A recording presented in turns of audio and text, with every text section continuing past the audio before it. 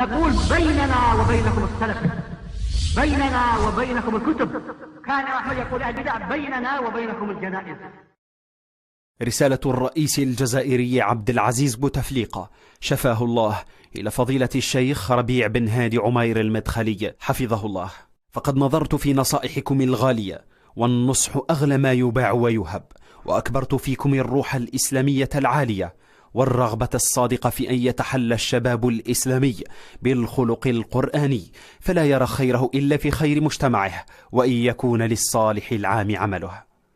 أنتم تعلمون فضيلة الشيخ أن الشعب الجزائري منذ أن أنعم الله عليه بالإسلام لم يتحول عنه ولم يعرف دينا غيره، ورغم محاولات الاستعمار التي استعمل فيها كل الوسائل لسلخه عن دينه وتحويله عن لغته وطمس كل مقومات هويته، فإنه لم يفلح، لأن تمسكه بدينه صحيحا وسليما وناصعا كما تلقاه من الفاتحين الأوائل حماه من الذوبان، بل كان الدافع الرئيس لمقاومة المحتل وطرده من البلاد، غير أن الاستعمار لم ينتهي بخروجه ولم يستسغ هزيمته، وقدر أن ما لم يقدر عليه بالحكم المباشر قد يحققه بالخديعة والدسائس والمؤامرات.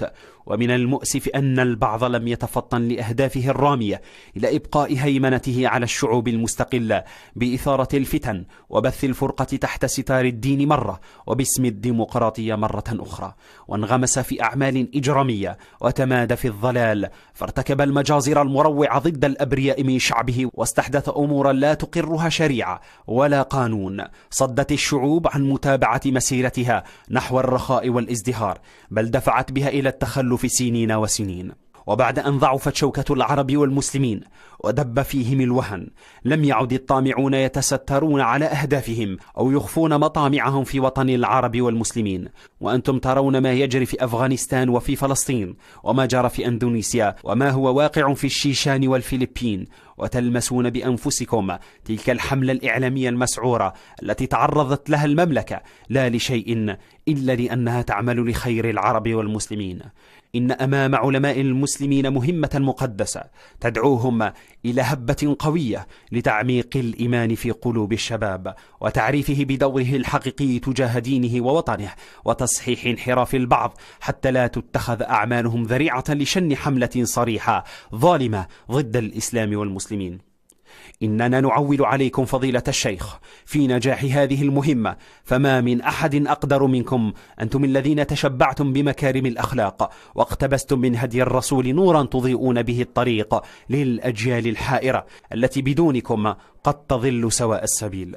وإذ أشكركم على ما قدمتموه لنا من نصائح سوف نهتدي بها في أعمالنا إن شاء الله، أتمنى لكم موفور الصحة ودوام السعادة في جوار الكعبة الشريفة. والسلام عليكم، تحية ملؤها الإخلاص والوفاء من أخيكم في الله عبد العزيز بوتفليقة. أما العلماء الكبار فقد حذرونا منها منذ زمن بعيد.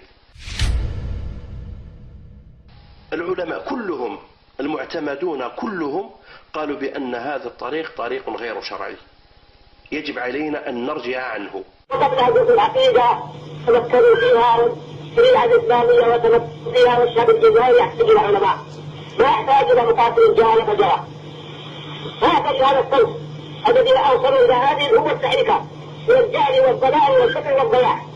يريد علماء حكماء يسيرون بالأمة في الطريق الإسلامي الصحيح ويدفعون عنهم المفاسد ويقرروا المصلحة ثانية ويضعوا في موضعها فالمسؤولية في موضعها.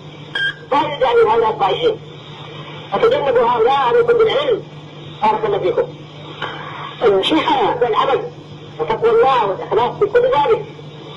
والشعب الجزائري من الشعوب من أفضل الشعوب ومن أسرع استجابة الحق، أيضا شمل عسى يجد دعوته في البلد الثاني الذي يبين الله الحق.